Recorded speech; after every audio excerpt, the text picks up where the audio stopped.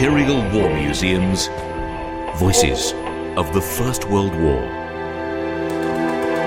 Those manning the trenches would modify them according to their own needs, and even add some personal touches, as William Holmes of the London Regiment remembered.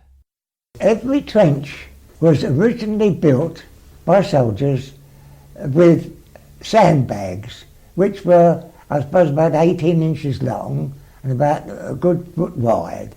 They were filled with ordinary soil and tied and put one on top of the other to make a wall where the wall was wanted, or any other instruction. If they wanted to be big enough to take a sentry looking over, they would make a little platform right from the ground upwards, you see. And the funny thing was, what we used to laugh about, was at the beginning of every long trench was a name of a famous London street.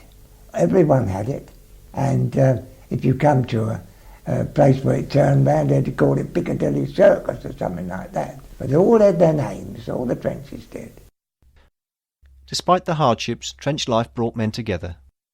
William Holmes fondly recalled the comradeship that developed in his part of the line.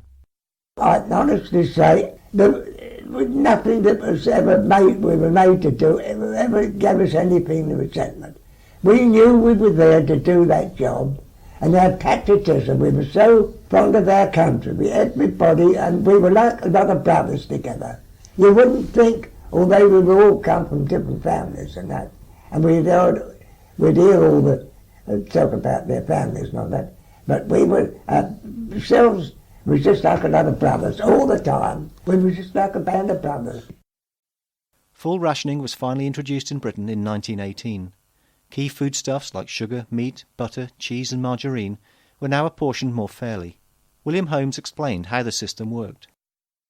You could only have so much. You had a ration card. Everyone had a ration card that was numbered.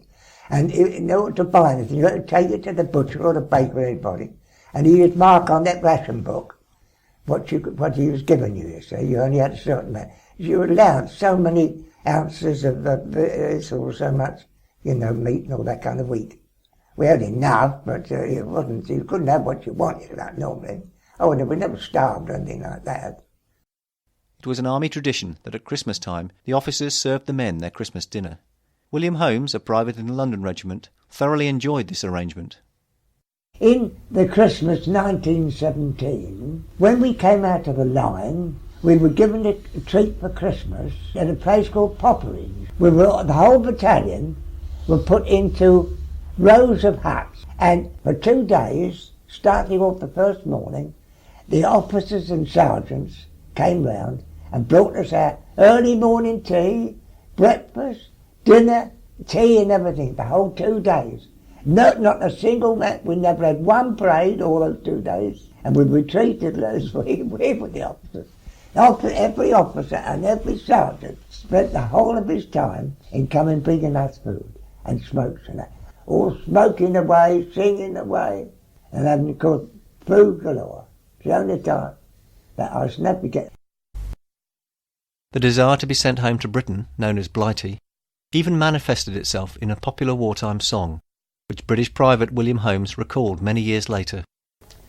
I-T, Italy, I-T, carry me back to Blighty. Blighty is the place for me.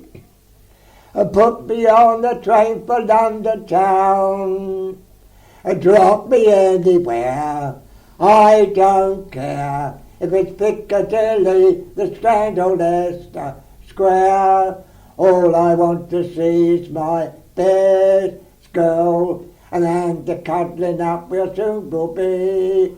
So it's I-T, Italy, I-T, carry me back to Blighty. Blighty is the place for me.